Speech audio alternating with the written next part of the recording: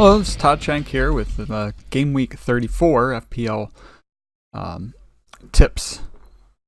And I'll be looking ahead at this upcoming weekend, the fixtures for this weekend, and then kind of looking ahead. There's going to be a double game week coming up in week 35 the following weekend, as well as looking ahead then a little bit to the game week 36. As usual, I'm going to be looking primarily at teams and fixtures and ways to plan ahead, diving a little bit into some of the players to target. Generally, I do try to focus on like fixtures and some of the difficulties in fixtures rather than specific players, since I think a lot of other channels out there do cover a lot of the players. But I do like to talk a little bit about that, so I will be doing that some today.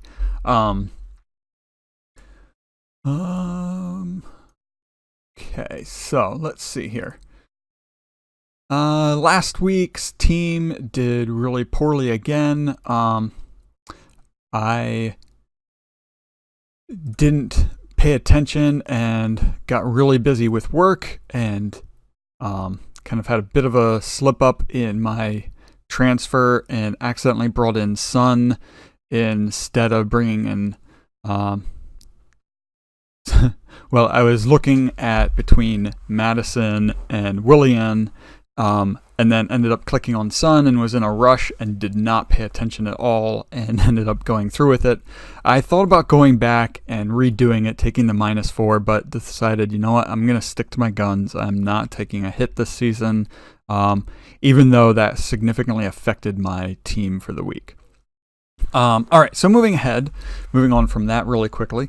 That was a horrible mistake, but that can really make or break a season. I think I've made a couple mistakes like that have really broken my season, and it's just another one. So I'm actually looking at the next weeks, just trying to play and have some fun, look at some different picks from other people as much as possible. And yeah, really just trying to have some fun and play around with my team for these last couple of weeks. As always, I do have my Game Week 34, and this time I'm covering through Game Week 36 FPL fixtures, looking at some of the difficulty of fixtures coming up. Most people know by now that there is a double game week for this week, with Brighton playing Bournemouth and Cardiff, and then Cardiff playing Burnley and Brighton. Out of those two teams, I think Brighton is definitely a good one to target. And actually, I'm also going to take a look here. I think that in one of my posts, I forgot to put in, yeah, there we go. Here we can take a look at the rest of the season, what we have left here, looking from Game Week 34 through 38, looking ahead. So Brighton here is not a bad one to target for these next 3 weeks, and even holding on to somebody for this Newcastle match, depending on how you think they're going to finish out the season against Arsenal and Man City even, could be interesting. But I think there are a couple interesting picks from Brighton to look at. So if we take a look here, Duffy and Ryan are actually the two that I'm looking at targeting. Duffy is no longer really much of a differential, but Ryan is still something of a differential at 4.8%. Solly March is another very interesting one. Should be able to play this weekend. Has scored 82 points, has only 1 point in each of his last 3 matches, but we are looking here at having them play against Bournemouth at home. So Bournemouth away has been pretty terrible. Good chance of picking up a clean sheet, getting some goals, and then Cardiff at home as well. Even that Wolverhampton one, Wolves have played really well against the top teams, but have struggled a little bit, just kind of, I guess, more mediocre against some of the lower league teams. So it could be an interesting one as far as at least being able to get some goals, and I think Solly March is a good one to be able to pick up some of those goals. Glenn Murray, he's interesting, their top scorer for this season, so he could be one to pick up some points up front. The only issue is I wish he was a little bit cheaper as far as forwards go, just because, it's 6.3. It's a little bit on the high end. I think there are some other players right in around that price range that could be almost better picks even So if we look here at forwards, arrange them by price and drop down here. So right in here in this range, you do still have, I still kind of put him in that 7.0 range. You have Zaha, Arnautovic, Jimenez. Now, I don't think I would trust Arnautovic, but Jimenez is definitely one to look at. Chris Wood might be an interesting one. Even Chicharito down there at 6.1. Now, even more so is, Troy Deeney might be a decent one, depending on how you feel about him being rotated. And he does have more points here for this season than Glenn Murray. But by all means, you feel confident in picking Glenn Murray, go for it. Personally, I think I'm going to go with Duffy and Ryan. One thing that I did hear thrown out was a possible Duffy captain's pick, and I'm actually really considering that just because I'm looking to try to do something different. Some of the reasons to look at captaining Duffy is the potential for 2 clean sheets this weekend, as well as his chances for scoring goals for the season. He does already have 5 goals this season and even the 2 assists in here. So 5 goals, 2 assists, 6 clean sheets means that you got a good chance to pile on some points. Something similar to this week against Burnley where he picked up 7 points. If he's able to pick up 7 points in both matches, that's a great chance to pick up, 28 points from a defender who's only at 4.7. That is spectacular value right there. And that's why I'm considering moving in for him as my captain's pick. Now, the other team that has the double game week is Cardiff City. They do play Burnley away, and Burnley has been doing fairly decent this season. Bournemouth is a team that seems to be winding out the season by just planning for their summer vacations. They've really dropped off in terms of their ability to score goals and even get chances. So that's why I'm targeting Brighton for this weekend. One of the other teams that I'm really looking at is Southampton. Finishing out the season, they have Wolves at home, Newcastle away, Watford away, Bournemouth at home, West Ham away, and then finishing the season, Huddersfield at home. I really like Southampton. Some of the players that I'm looking at, Ward-Prowse, Højbjerg, still 4.4 midfielder is great value. Valerie here in defense is the other one that I was looking at.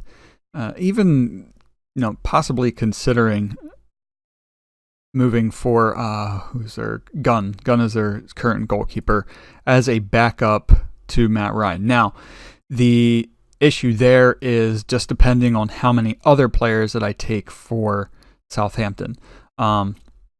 Their forward line is, kind of hit or miss. Danny Ings here has not played recently. Shane Long has played more recently, picked up 6 points in their last match, but trying to find a forward who is going to give you consistent points is going to be difficult, considering the minutes that they're getting and the points that they're getting. So I think that there are better options for midfield and defense. Even Yoshida, playing a little bit better in recent matches here, has some of these matches where he's up into the 8-point range isn't too bad. Even Nathan Redmond has been a fairly consistent point scorer for them.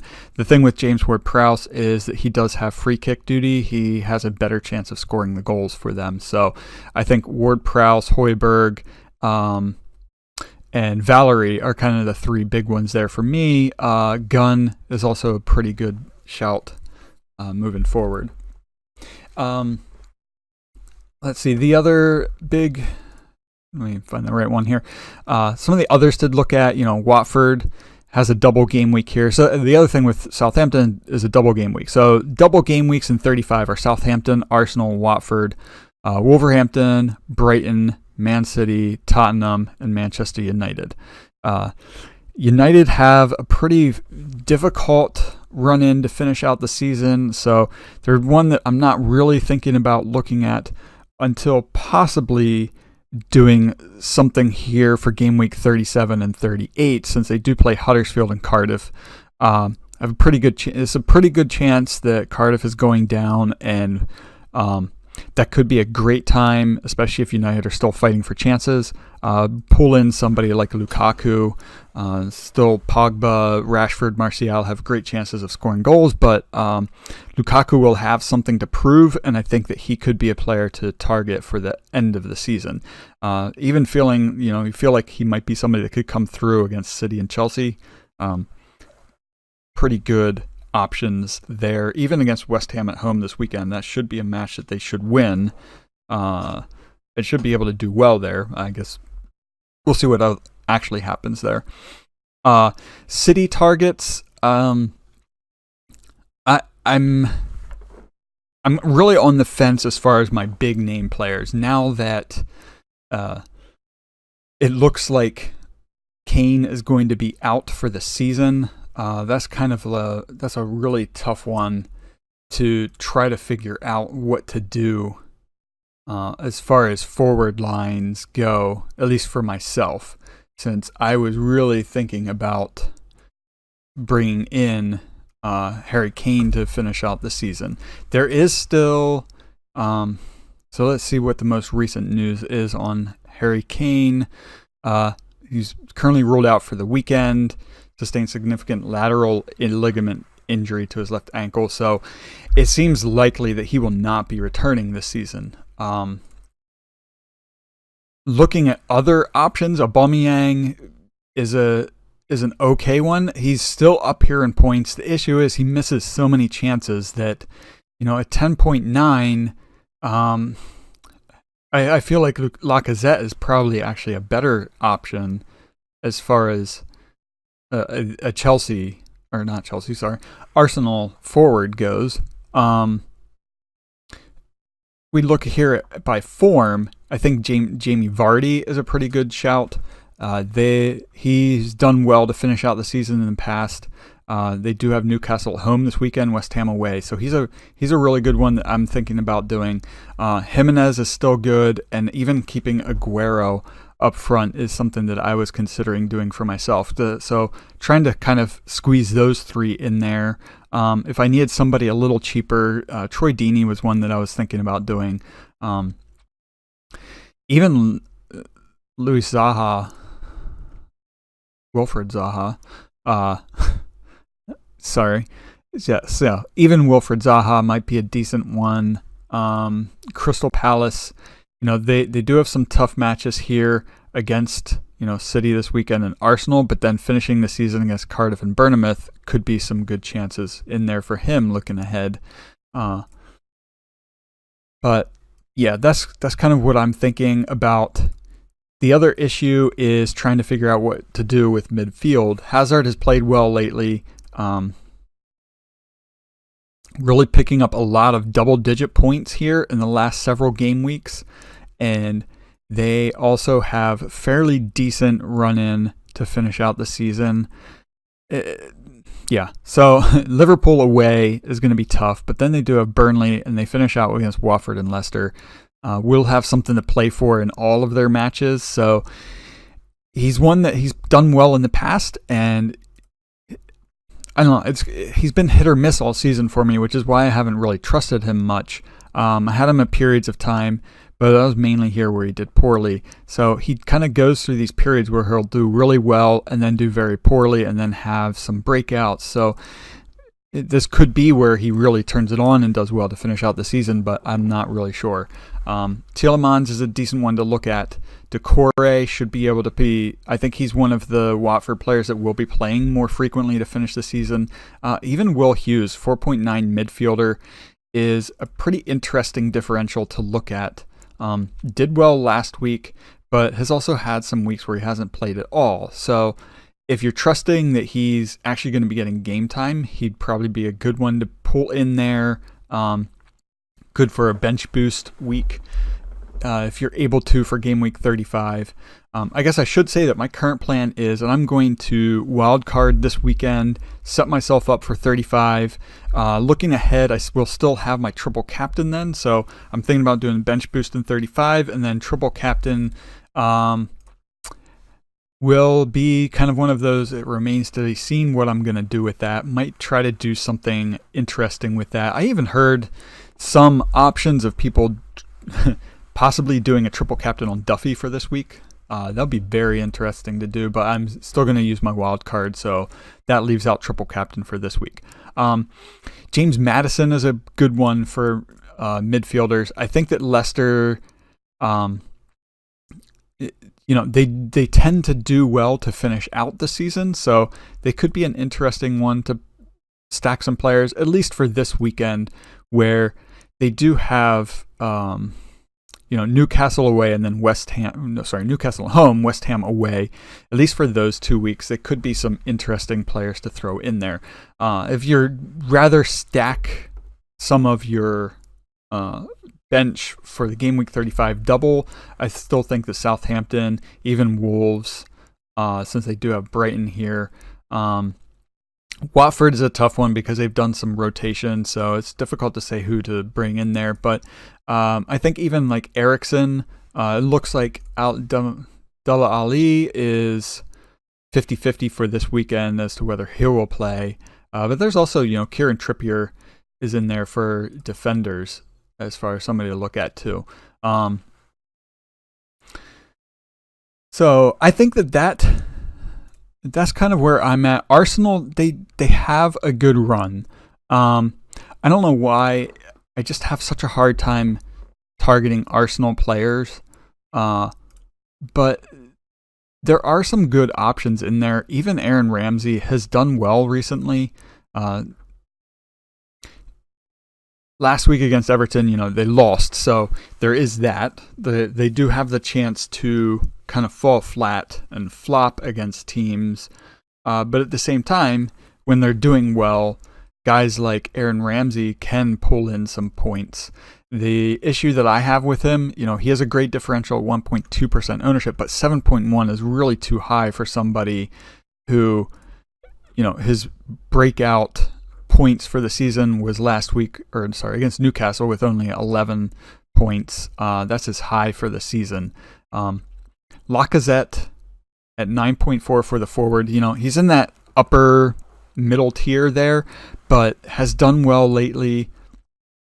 At least scoring, fairly consistent above 5 points here for a good portion of the second half of the season. I would say he's a lot more surprising to me. He's not like a super standout player, but he's been very consistent in picking up points.